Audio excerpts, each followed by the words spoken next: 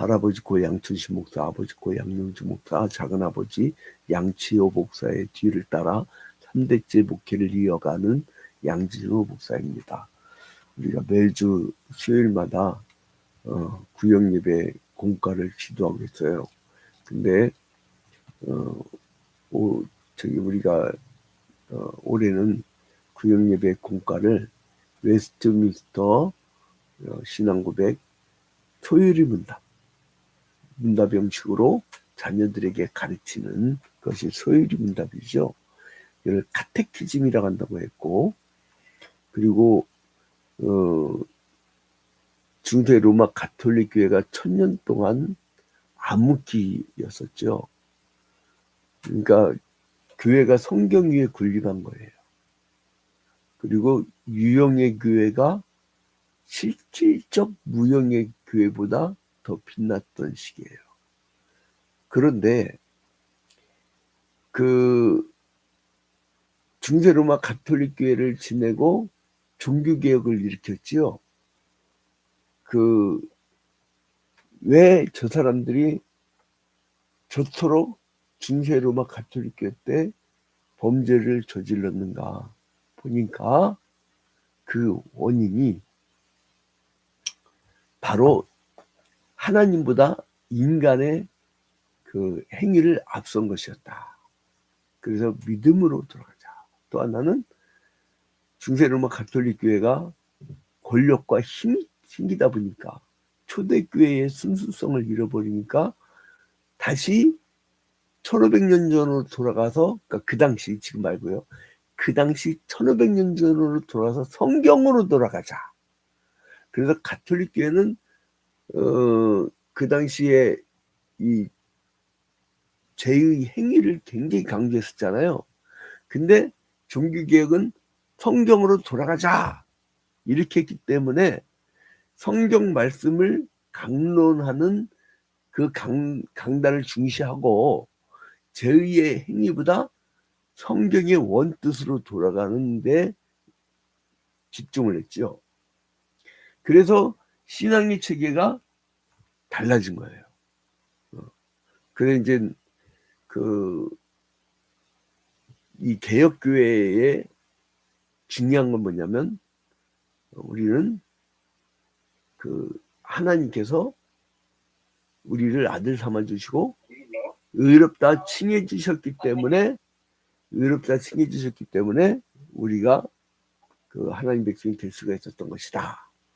그래서 구원의 서정을 개혁교회에서는 어떻게 결정을 했냐면, 자, 구원의 서정이란 게 굳이 순서는 아니라고 했죠. 자, 구원의 서정이 어찌됐죠? 소명, 중생, 회심, 신앙, 칭의, 수양, 성화, 견인, 영화. 그래서 여러분 기억나시죠? 이거를 구원의 서정에 대해서 우리가 이제 그리스도의 높아지심과 낮아지심 다음에 30문에서 성령께서 그리스도의 사신 구속을 우리에게 어떻게 적용하셨는가, 이 부분에서 이 구원의 서정 9개의 단계를 말씀을 드렸죠. 이거 외우는 방법이 뭐라고 했어요? 3박자씩 끊는 거예요. 중고등학교 때 외울 게 엄청 많잖아요. 야, 화학기호 외우는데 진짜 막 징글징글맞게 선생님 내가 혼나가면서 암기하잖아요. 암기만 한 방법이 뭐냐면, 제가 왜 강도사고시 쪽집기 과외를 교사로 이게 좀 알려지냐면, 끊어 외우는 방법들이 있어요. 이거는 뭐냐면 소중해, 신칭수, 성견형. 소중해, 신칭수, 성견형. 그러니까 이제 이렇게 끊어 암기하는 버릇이 있단 말이죠. 자, 그러면 이 양자로 삼는 게 뭐냐? 지난 시간은 칭의를 배웠잖아요. 칭의. 응? 이 칭의. 지난 시간에 이 칭의를 배웠어요. 오늘 뭐냐면 이 수양이에요. 수양. 양자로 삼는 게 뭐냐? 이게 수양이에요. 그 접수할 때 숫자에다가 양자의 양자. 그래서 이거는 그 양자로 삼는다는 것은 하나님이 거저주신 것. 하나님의 양자 삼는 것은 하나님의 값없는 은혜로 정하신 것이다. 그러니까 값없는 은혜. 이걸 달리 말하면 거저주시는 거, 거저. 거저주시는 거. 그냥 달리 얘기하면 공짜로. 여러분, 누가 공짜로 주면 얼마나 좋습니까? 방금 이제 이렇게 우리 양재석 장로님 가족들 줌 사진으로 이 화면으로 이 전깃줄에 이 참새들처럼 이렇게 앉아 있는 모습이 있는데, 만약에 양 장로님한테 누가 벤츠차를 최고급 클래스 차를 줬다. 그러면 얼마나 좋겠어요. 근데 거저줬다. 공짜로. 신나는 일이잖아요. 그것만 해도 신나는데. 그냥 내가 죽었던 삶이 다시 살아나는 거. 이게 얼마나 큰 은혜입니까? 저는 죽었다 살아나는 체험을 질병으로는 한 7번, 그리고 사고로는 3번 정도. 완전히 죽었어. 죽었다가 살아나는 그 체험을 해가지고요, 생명의 귀지감이 뭔지 알고, 그리고 슈발처 박사가 얘기했던 그 종말론적 결단. 그러니까 이제 종말론적 결단을 잘 얘기하면, 오늘 내가 이 설교 끝나고 이게 마지막 설교로 인생 끝날 수도 있다라고 하는 그 삶의 자세예요. 굉장히 좋은 삶의 자세죠. 시한부 종말론자들은 이걸 이용하잖아요. 이제 종말이 다가왔다고. 근데 우리 개혁주의 종말론의 핵심은 뭡니까? 이 종말론자들은요, 예수께서 재림하는 기간이 갑자기 지금 다가오고 있다는 거예요. 그래서 이제 다가오고 있다고 시한부라고 하죠. 그래서 이때의 고난의 현상을 지금 이 시기다 이런 식으로 그래갖고 니들 다 팔고 갖다 받죠. 그게 무슨 소리냐 이 얘기죠. 근데 이거는 세대주의적인 사고방식이죠.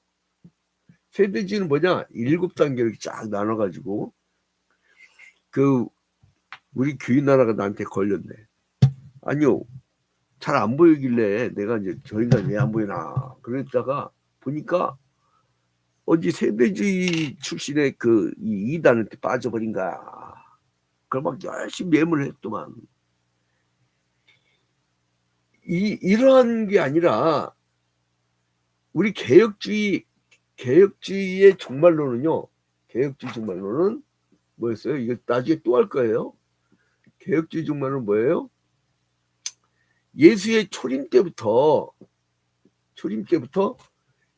재림 때까지의 기간을 전체를, 그러니까 2000년 전 예수께서 이 땅에 오셨을 때 하나님이 인간의 몸으로 왔기 때문에 그게 바로 하나님 나라가 이미 임한 거예요. 이미.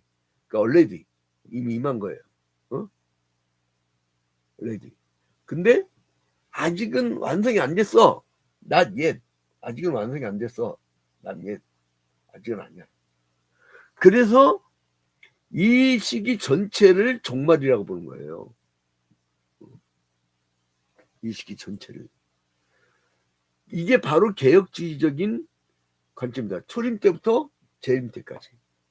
근데 이 이단들은 주로 뭘 사용하냐? 시한부 종말, 임박한 종말. 그거를 주로 이용하죠. 코로나19 때 그 중국에서 온 종말론자들은 이제 임박했다, 뭐 그런 거예요. 자, 그러면 하나님이 우리에게 값없는 은혜로 정하신 것인데, 이건 뭐냐면 요한복음 3장 1절. 이제 요한복음 3장 1절에 나온 말씀이죠. 뭐랍니까? 보라, 아버지께서 어떠한 사랑을 우리에게 주사 하나님의 자녀라 일컬음을 얻게 하셨는고 우리가 그러하도다.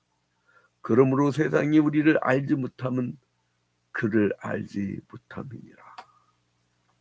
자, 이건 무슨 말인가 하니, 그 예수님께서 초림하실 때 이전을 구약이라고 하고 이후를 신약시대라고 그래요. 신약시대.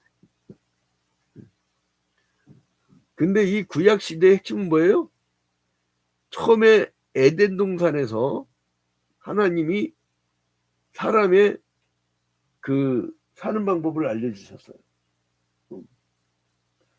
사람의 사는 방법을 알려주셨는데, 근데 그게 상징적으로 나타나는 게 뭐냐면 에덴 동산 위에 두 그루의 나무야. 그게 뭐냐면 하나는 생명나무가 있었죠. 네? 하나는 선악을 알가는 나무실과 이 두 그루의 나무가 있었어요. 그러니까 하나는 뭐냐면 하나님이 인간을 구원하기로 한 하나님의 계획이 그려진 거예요. 이렇게. 하나님은 우리에게 영원한 생명을 주시려고 하는 거예요. 그래서 사람은 에덴 동산에 창조했을 때에 우리를 프로그램화 시킨 것이 죽음이 없이, 죽음이라는 생각도 없고 개념도 없었지, 쭉 가는 인생이었는데, 이 아담 할아버지가 국가대표 축구하는 것처럼 대표의 원리로 인간을 개표해서 이 에덴 동산에서 살고 있었단 말이죠. 하나님이 돕는 배필도 줬죠, 하와에게. 근데 아담은 선악을 알게 나무식을 따먹지 말라고 했어. 근데 하와는 들은 바가 없어.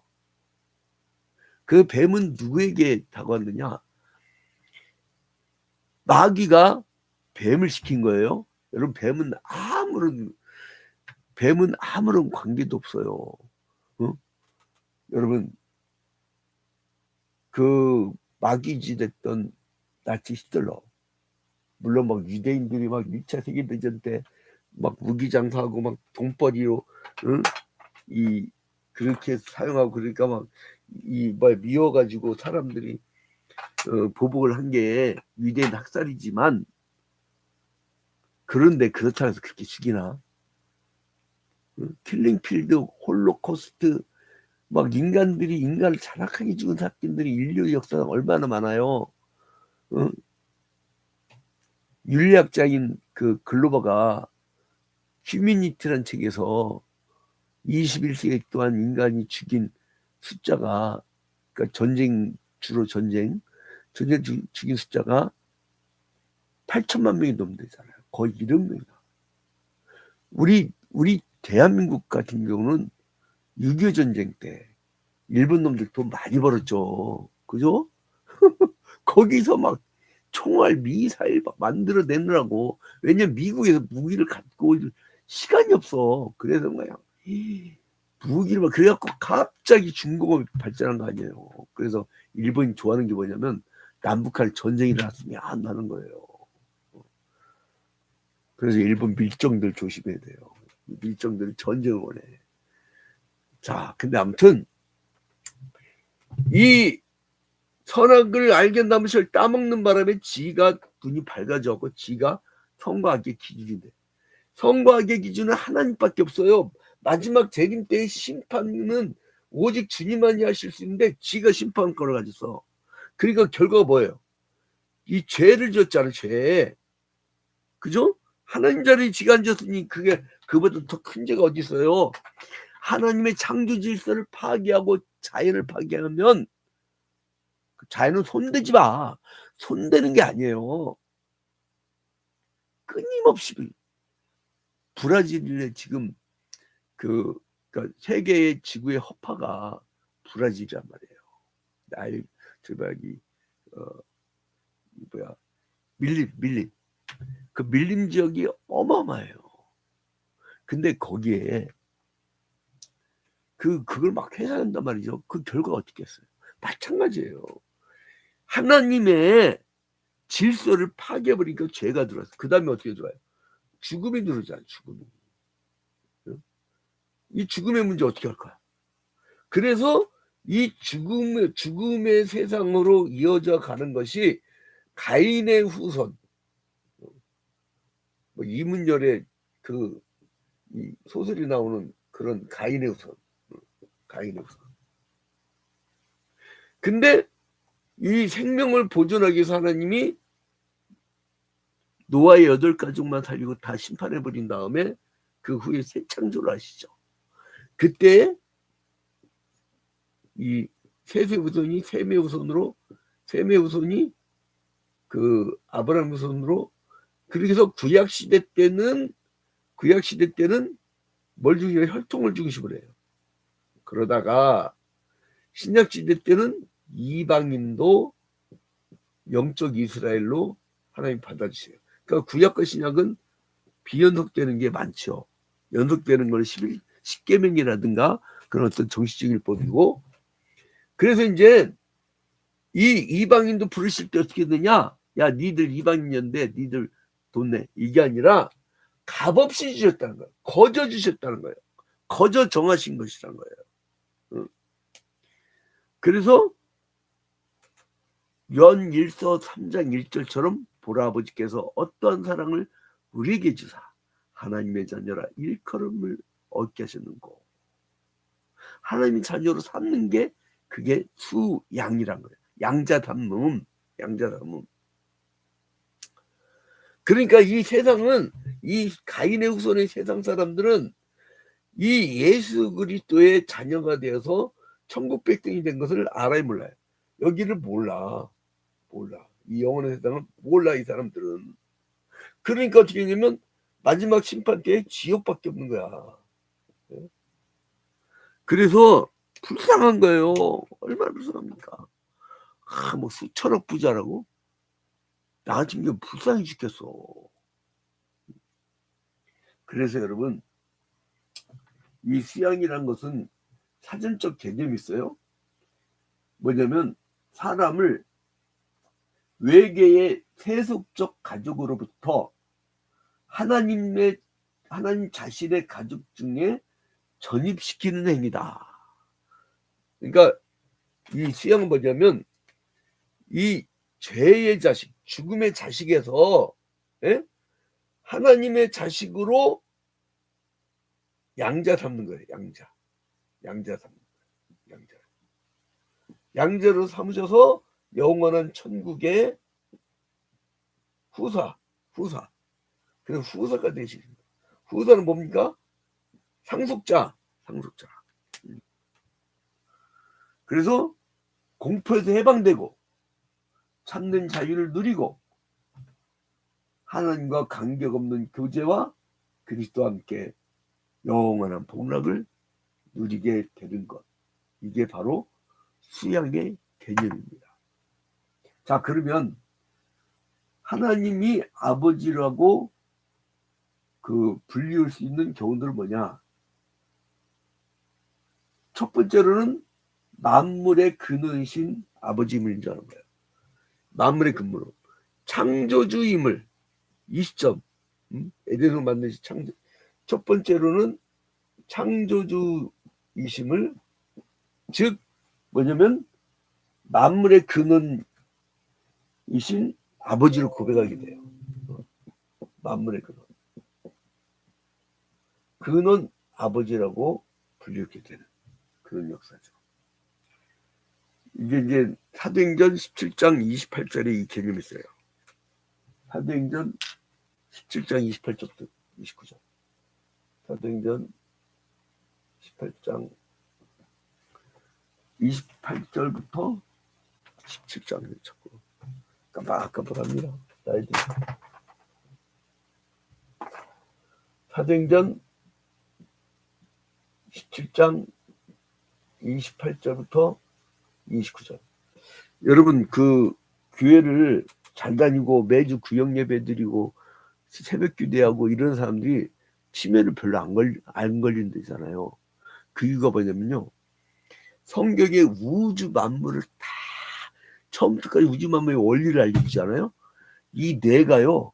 뇌가 이 가르침의 폭에 따라서 그 단순 작업을 계속 한 사람은 그냥 단순 작업을 한 동작만 계속 하잖아요. 이게 치매 걸려버린다는 거예요. 그래서 혼자 외롭게 노인들 놔두는 것이 그게 위험한 거예요. 그래서 우리 하남 YMCA에서 청소년 봉사단 매년마다 그 교장들이 한 150명 정도 추천을 해갖고 모범 등록을 보내줬거든요. 그래가지고 150명씩 이제 출범식을 했었는데 거기서 무슨 봉사단이 있었냐면 말벗 봉사단. 그러니까 노인들에게 봉사는 뭐냐면요. 노인들의 말을 들어주는 거예요. 외롭게 놔두면 치매 걸린다니까. 그러니까 이 교회에서요. 가장 대화를 많이 들 게 첫 번째로는 새신자고 새신자들은요. 적응도 못하고 가만히 있는데 사람들이 말 안 걸어주잖아요. 승진하는가. 그잖아요. 나를 뭘로 보기에 그러잖아요. 한 나라의 대통령이 외국을 갔어. 근데 아무도 안 나와 있어. 상상 좀 해봐. 나는 이번에 민족적 자존심이 완전히 상해버렸어. 그래, 트럼프가 투자하는 건 좋아. 투자를 공장을 막 지어주고 있더니 지들이 짓지도 못한대요. 막 지어주고 있더니 자기 있는 나라 사람들 노동자로 쓰라고. 우리는 막 불법 그 수갑을 뒤로 채는 건요 중범죄예요. 앞에 채는 거 뒤로 채는 거 여러분 다른 거 아세요? 중범죄자요. 이거는 일제가 나 있는 동안하고 똑같아. 아주 그냥 난 자존심이 상해가지고 처음에 만들었던 청교도 국가가 아니야. 지금 싹 마약 국가지. 그게 미친 놈들이 이게 전쟁 가지고 완전 바뀌어버렸어요. 아무튼 자꾸 이제 이런 얘기 하지 말라고 저기 강남에 부자들이 주로 부자들이 얘기하더라고. 자 이제 여기서 일관하고 자제. 자 이제 사도행전 17장 28절. 요즘에 이상한 게 하나님이 그 베레아 성도들 같은 굉장히 많이 배우고 부유한 사람들을 많이 이렇게 전도하게 했다. 그 이유는 모르겠어. 아무튼 사도행전 17장 27절 보니까 28절. 우리가 그를 힘입어 살며 기동하며 존재하느니라.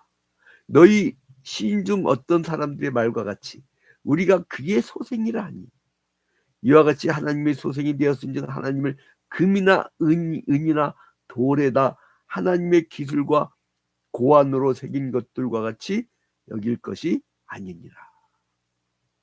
자 여러분, 그러니까 우리가 그의 소생이래. 우리가 그의 소생. 우리를 만드신 분이냐. 근데 그 만드신 분인데 그러니까 금이나 인간이나 인간이 돌에다가 만들어 놓은 그거와 같지 않다는 거예요. 응?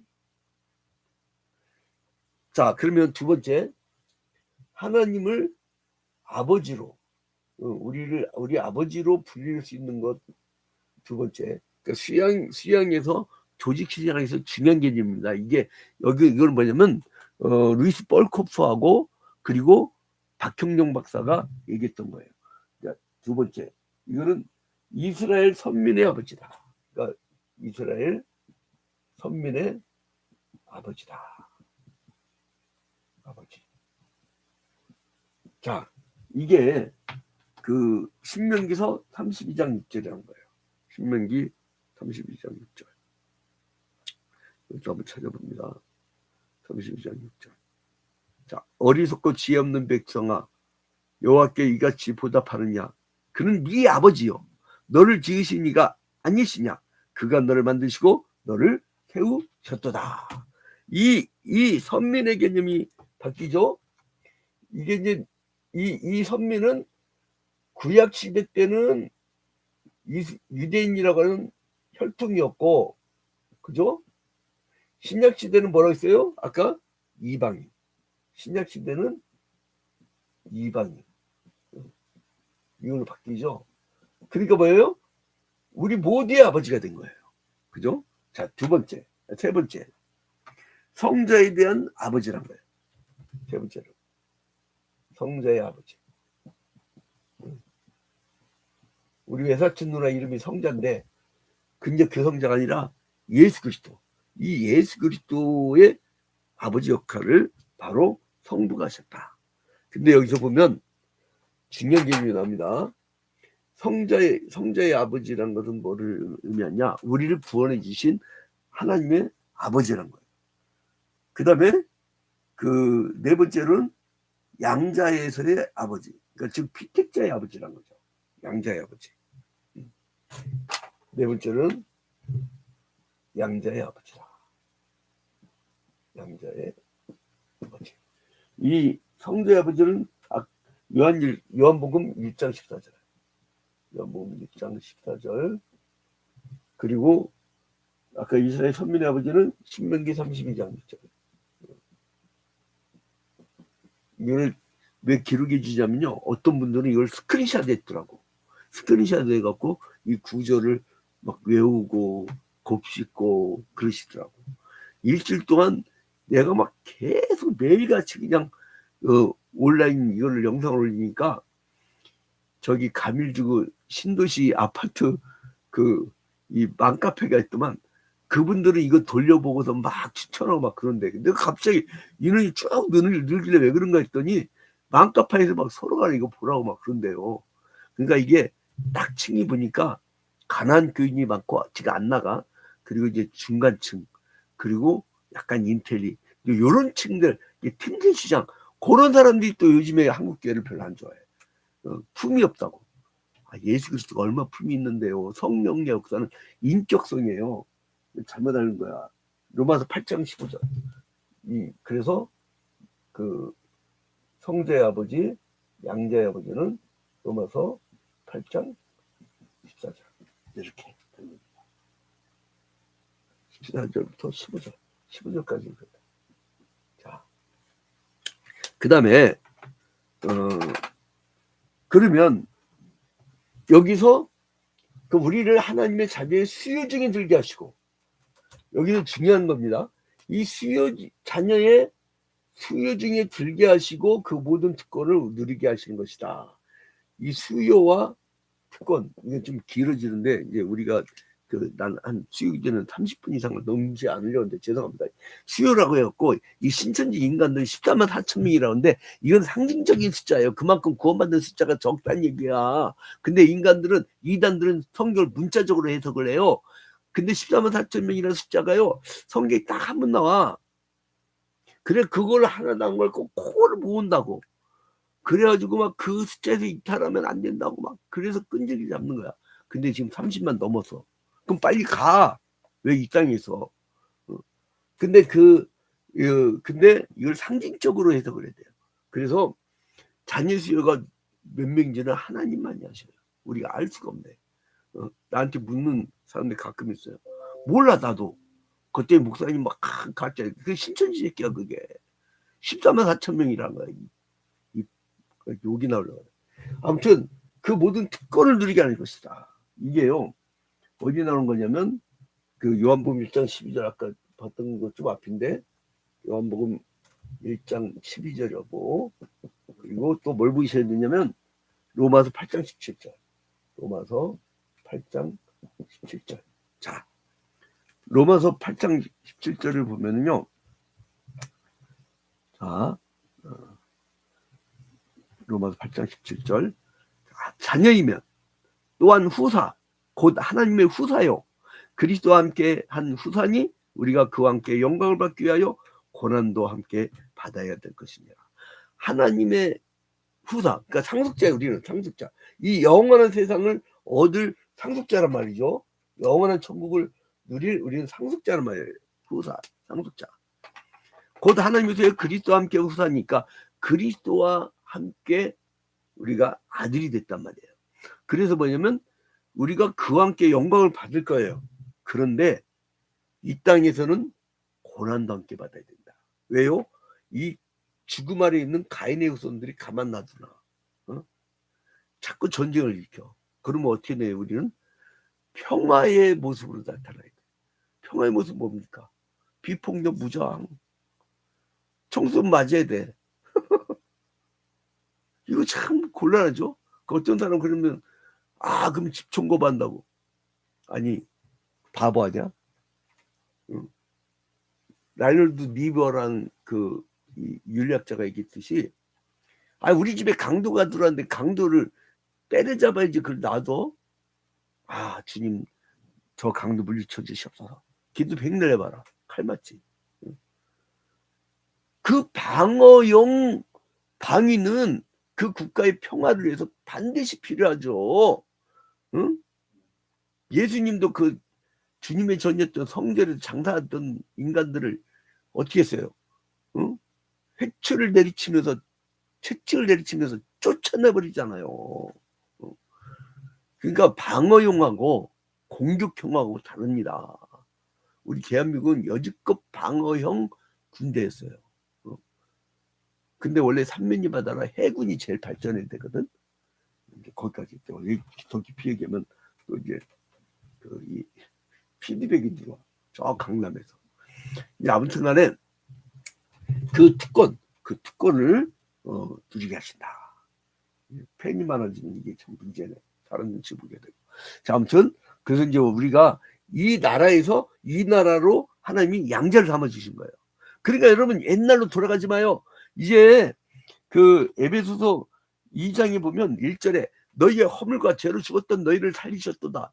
그때 너희가 그 가운데서 행하셔 이 세상 풍속을 좇고 공중의 공수 잡은 자를 따랐으니 곧 지금 불순종의 아들들 가운데서 역사하신 영이라. 성령으로 전에는 우리도 다 그 가운데서 우리 육체의 욕심을 따라 지내며 육체와 마음에 원하는 것을 하여 다른 이들과 같이 본질상 진노의 자녀였더니 원래 우리가 진노의 자녀였지만 그 에베소서 2장 19절에 보니까 그러므로 이제부터 너희가 외인도 아니요 손도 아니요 오직 성도들과 동일한 시민이요 하나님의 권속이라. 할렐루야. 우리가 이제는 외인이 아니래 이방인이 아니래. 이제 우리가 구약시대 그 혈통을 이어받은 우리가 영적 이스라엘이에요. 근데 저 유대인들이 예수 십자가에 못 박아 죽여버렸어. 오늘날 이스라엘 국가에 저기 마귀 새끼들이죠. 그렇게 규정을 해줘야 돼요. 근데 여러분 두 가지가 있어요. 이 투구적 그 율법주의적 그 유대인이 있고 하나는 개혁파 유대인이 있어요. 한나 아렌트 같은 철학자의 가문. 그런 사람들은 뭐냐면요. 그리스도인이야. 그리스도인. 회개하고 돌아온 유대인들이 있어요. 이건 요 사람들 얘기하는 게 아니에요. 지금 유대교 유대인을 얘기하는 겁니다. 자, 아무튼 그리고 에베소 2장 17절 보니까 그러므로 주께서 말씀하시기를 너희는 저희 중에서 나와서 따로 있고 부정한 것을 만들지 말라. 내가 너희를 영접하여 너희에게 아버지가 되고 너희는 내게 자녀가 되리라. 전능하신 주의 말씀이니라 하셨느니라. 여러분 그래서 에베소 2장을 꼭 보셔야 돼요. 에베소 2장을 계속 말씀드리고 있는데 자 아까 1절 그리고 19절 17절 19절 1절부터 2절 17절 19절 자 이제 마지막 19절 읽고 마치겠습니다. 18절 읽고 너에게 아버지가 되고 너희는 내게 자녀가 되리라. 전능하신 주의 말씀이 하셨느니라. 자 여러분 우리 주의 자녀입니다. 자녀답게 삽시다. 다시 죄의 종의 형체를 가지면 안 됩니다. 죄의 자녀가 되길 주님의 이름으로 축원드립니다. 주기도문으로